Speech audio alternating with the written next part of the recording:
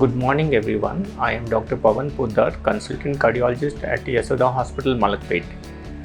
According to the World Health Organization, about 17.9 million people die from cardiovascular diseases or heart diseases.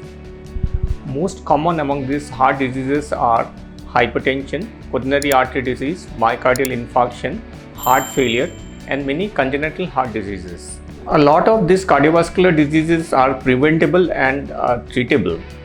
So we need effort from everyone, right from the health staff, from the doctors, as well as from normal individuals also. If we want to reduce the burden of cardiovascular disease, if we want to reduce the mortality and morbidity associated with cardiovascular diseases, we as doctors are doing our part.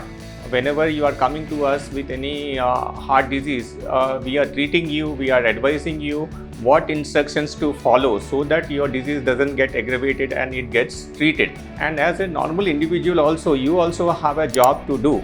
With regard to prevention of these cardiovascular diseases, the onus lies on every individual. A lot of these cardiovascular diseases are lifestyle diseases.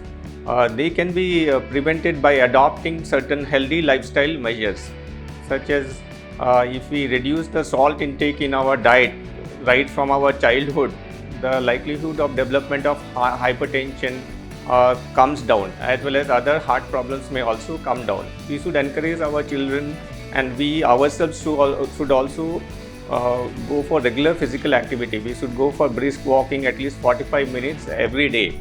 And we should encourage our children also to participate in sports. That is very important.